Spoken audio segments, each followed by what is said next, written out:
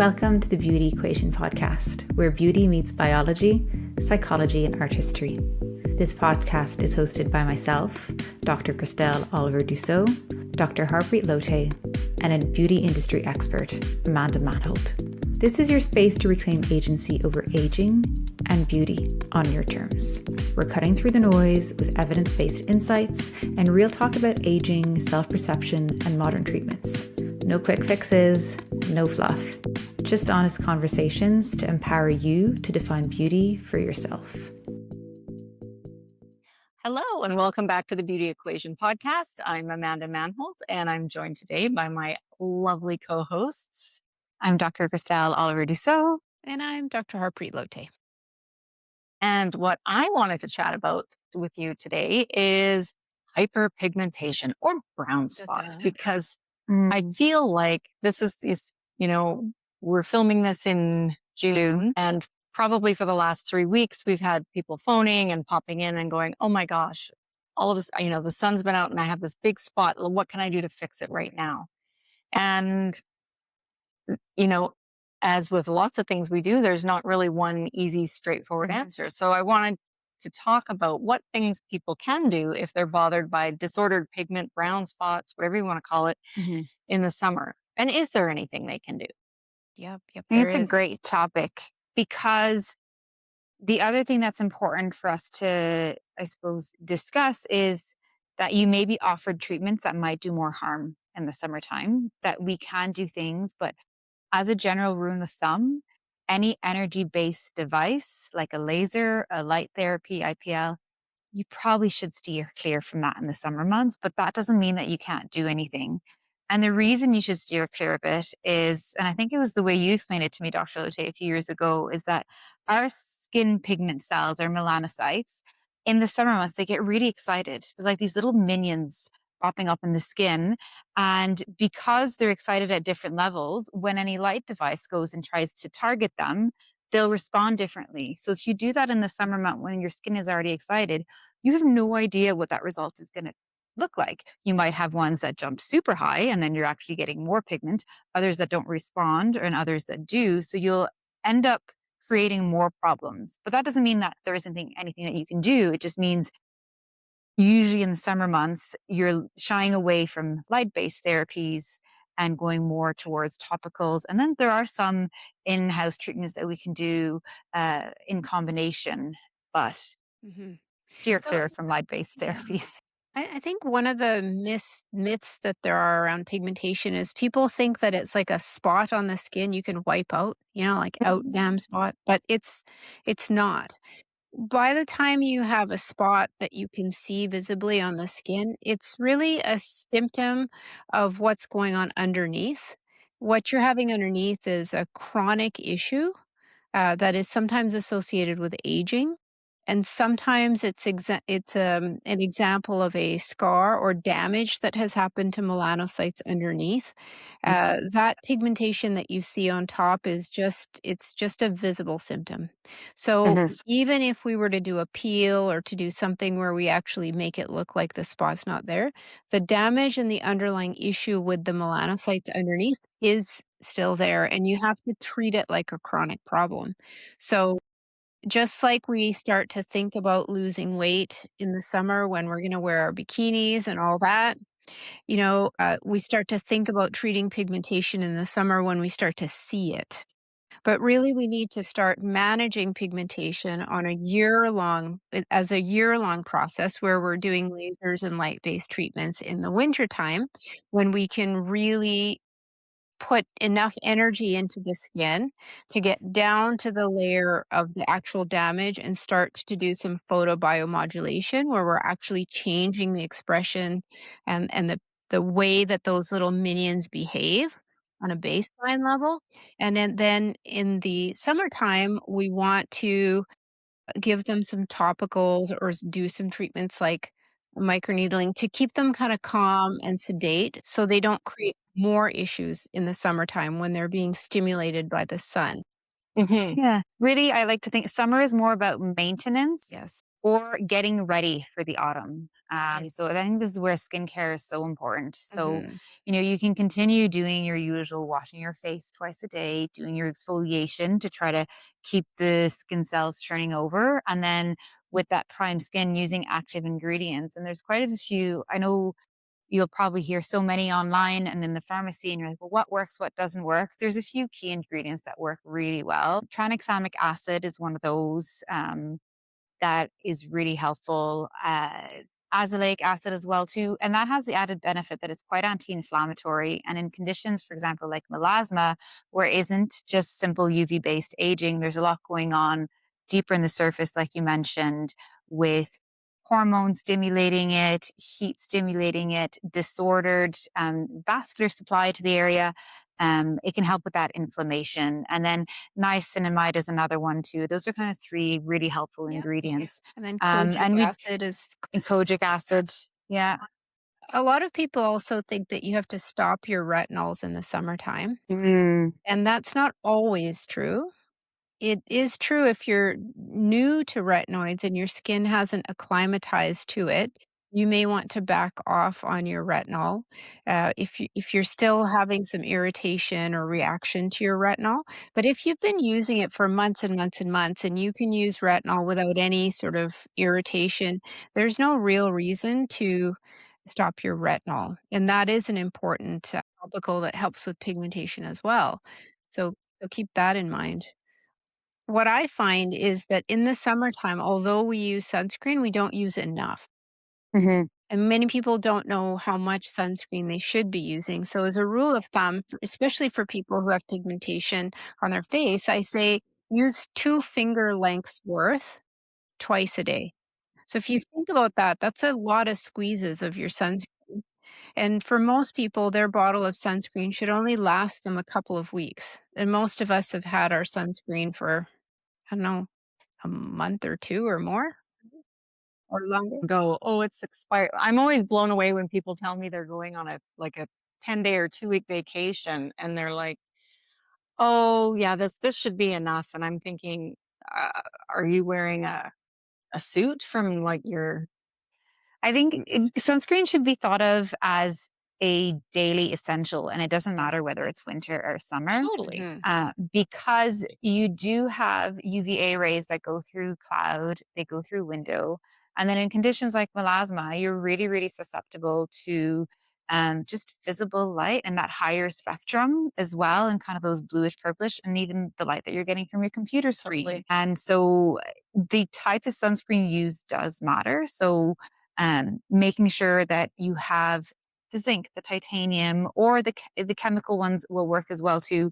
What I prefer about the minerals, though, is that it's more like a shield reflecting off, whereas there is a bit of a heat element with the chemical one. And I have never had a mineral sunscreen make my eye burn for 24 hours. Right? Exactly. Like Yeah. and I use it on my eyelids Yeah. because I like the SPF primer one, and I use it on my eyelids because think about it, like the skin on your eyelid is Yeah. so thin. Mhm. And then there's another ingredient, iron oxide, which Yes. is in most tinted sunscreens. And that's really helpful for pigment and particularly melasma because it blocks off those rays that will cause that damage. What I found useful too is you mentioned, the importance of reapplication. And generally, like if you know you're going to be out in the sun, you should be reapplying every 2 hours. Like that's quite a hard thing to do and easy to forget. And you're not going to stop living. I know I'm going to be out in the garden. I'm going to be in the pool playing with the kids. But what I've liked is that we now have a lot more options. So not only do we have our sunscreens that we can use, but there's a lot of powdered formulations. So you can just have in your bag and top up. Like I carried it in all my Yeah. bags because I'm going to forget it. You can Life leave is it in the busy. car and it doesn't melt. That's what I Yeah. love about the powder Yeah, it's sunscreen. it's But so sunscreen is magnificent, but beyond sunscreen and beyond Mhm. skincare, Mhm. like I know you had great success with the brightening system, Yeah. Yeah. which is non-retinol, non-hydroquinone, and just that gave Mhm. you an improvement over the warmest months of the year, which Mhm. is crazy, Yeah. I think. Um, you know, but microneedling, I think that is really, we'll always sing its praises because I know Mhm. Harpreet and I, we were talking that time, and you had a really good point. You said people that are bothered by pigmentation aren't necessarily usually teenagers. They're, people that are starting to see other signs of aging, like loss of collagen. It was 1% a year from, our 20s and on. So with microneedling, not only are you're going to get that beautiful added benefit of more collagen, more light reflectivity. Who doesn't want that? But then those little channels are ripe for putting those actives. So something like the accelerated serum that we have for which has some it has tranexamic acid and it has niacinamide. So, and those ingredients are going to get deeper into the skin. And I think people will often question the safety of microneedling in the summer. And I mean, you just had a treatment. I had it done last week. Yeah. And you're brown. Yep. Like and naturally. And have melasma. Yeah, I do. And I think it's a great treatment to do. I would say be careful maybe the 2 or 3 days after you have the treatment, because you have that, healing inflammatory process going on. And if you're someone, for example, if you cut yourself and you notice after when your cut is healing, it goes a darker brown, that's called post-inflammatory hyperpigmentation. I get that.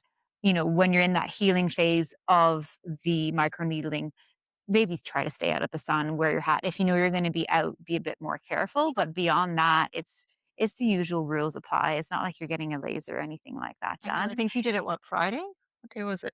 No, it's almost been a week now. Yeah. It was like Tuesday. So glowy. Yeah. I'm jealous of her glow over here. Because yes, I have melasma. So even though, diligent with the sunscreen, I'm still going to live and enjoy the beautiful outdoors that we have in the interior BC. And it's nice to have a few extra tools that you can use to keep it at bay. I'm conscious that the skin's not going to be as good as in the winter when I've just finished a course of hydroquinone. But there are tools. And I think combining what you're doing at home and then coming in with the microneedling. And like you said, it's like you're aerating your grass. Yes. And then you're putting fertilizer in. And then your grass looks much greener, just like your face will look more even. And so the tone is more even. And by doing all of that in the warm months, that just means that then when you get to laser season, and if you elect to do one of those lasers because it's appropriate for your skin, well, you're going to get even better results because instead of starting with this much pigmentation, you're starting with this much pigmentation. To your point about it being a chronic thing, it has a memory. It does, yeah. And those melanocytes, those minions, are just much more susceptible to excitation. It doesn't take much. The more they've been, I suppose, activated or triggered, the lower that threshold is for them to be like, "Hi, I'm back." Yeah. but between the three of us, mine are the laziest. So. Yeah. And, you had mentioned iron oxide. And for people who have higher melanin skin types like myself, iron oxide is actually a very, very useful tool, especially for things like melasma, because your screens will activate melasma as well. So, do look for those ingredients. And yes, microneedling is I think it's one of the most underrated treatments that we do because it's low tech, right? It's low tech. This is it. It doesn't look very exciting. No. There's no light. There's no giant screen and case that walks in and I love it. But the results are amazing. So good. Definitely something to do in the summer time. Absolutely, for sure. And you can do it, every 3 to 4 weeks. It's not something that you have to just do once in the summer. In fact, I would recommend a series of them. You'll get much better results. Great for fine lines as well, not just pigmentation. There are things you can do. And I would say for those patients that we have that have pigmentation issues, but it is not melasma, they could consider Forever Young, some passes of that in the summer as well, if you want to explain what that is. Yeah, so Forever Young is a way to photobiomodulate. I used that word before. It sounds a little bit like that Bugs Bunny, the alien from Bugs Bunny, photobiomodulation. Marvin, yeah. But it's a way to reprogram your skin cells. So now if, longevity is a big thing in the popular vernacular, and we talk about reprogramming our cells and genetic improvement and epigenetics. Well, you can use light to reprogram your cells as well. And so this is what the Forever Young treatment does. It stimulates the skin with particular wavelengths of light, and it will actually improve the genetic genetic expression of your cells. So this has been very well validated in the literature. There was a study done at Stanford where they studied the genes of volunteers that had this treatment done. They were not allowed to do anything else, such as Botox or fillers or anything like that. And they did this a series of treatments for a number of years, and took skin samples and reassessed their genetic expression down the road. And what they saw was they actually did turn the clock back. So before longevity was even a thing or a thought, or aging backwards was a thing, we had this tool called a broadband light, or BBL. When used in this manner to do a Forever Young photofacial, we know we can turn the clock back. So if you're really committed to improving your skin and aging gracefully, whatever that means, this is a great way to do it, right? Yeah. No, yeah, And again, not to confuse people, because we were like, we can't do BBL in the summer. this is So different. it's different. Yeah. It's like a segment of that particular Exactly. treatment. Yeah, it's a lower wavelength that's done so you will not expect to see immediate improvement like you do, or any kind of reaction in the skin. It really is a light-based facial, and the goal is really to improve the skin cells underlying it. And a great pairing is really to do microneedling and Forever Young, and really pair those two together. It would be a powerhouse. Yeah. Okay. Well, let's think about that later, because I think gotta come up with some name that, because I think that would be a great treatment. They could come in, you know, do that. We've done it in the Series. past. Yeah. Mhm. Yeah. Mhm. Yeah. Provided they don't have melasma, but Yeah. you know. Melasma, it's an beast in itself. And I think that probably deserves its own It episode sure because it does. is, Maybe a couple it's of so, episodes. yeah, it's just so complicated. Yes. Well, And you have to be so careful, and people respond so differently to different things. You know, sun damaged skin is mm, it's much more predictable. The area is usually much more clearly defined that has the brown pigment, and it's easier to target. Whereas melasma is just, uh, I think yeah, it was Dr. It's a David. whole body thing. It's it's a not whole, actually even a it's face. systemic. It's a It's systemic systemic. thing. Yeah. I think I remember a couple of years ago we were at that conference in Toronto, and I think it was Dr. Davin was talking, and he said if there's an apocalypse at the end of it, and the world ends, he's sure of two things will remain, and he said cockroaches and melasma. Right. And Yeah. I think that's kind of, Yeah. everybody's looking for that magic wand, or just Mhm. can you get rid of my brown spots? Can you? Mhm. And We can get to rid your of point. some brown spots. And even some brown spots need a concerted effort, as I said. Even if you don't have melasma, the fact that you have a brown spot is telling me you have underlying damage that we need to Yeah. manage. Yeah. So Yeah. definitely hit it hard in the winter with lasers, and in the summer, do all your maintenance with your sunscreens, your topicals. Be vigilant about it. And if you want to move the needle even further, do something like microneedling using targeted serums that we can push into the skin. Mhm. That will actually move the needle quite a bit and make you feel like you have some control over this thing over the summer, Yeah. and then come back and see us in the fall. So, yeah, Yeah. And we'll talk to you all about things you can do in the fall close to the time. Mhm. And maybe in September, you'll hear from us about that. that's We right. always have things to chat about. We do. So if you have any questions about today's episode, we threw out quite a lot of different topics and treatments. Please feel free to send us an email at info@thebeautyequation.com, and we'll chat to you soon. Bye for now. Bye for now. Take care. Before we wrap up, just a quick reminder. While we're medical professionals, everything shared on the Beauty Equation is for informational purposes only and isn't intended as medical advice. This podcast doesn't establish a doctor-patient relationship, and any medical or aesthetic decision should always be made with a qualified healthcare provider. Our views are our own and don't necessarily reflect those of our employers or affiliated organizations. And remember, the field of aesthetics is always evolving, so information may change over time.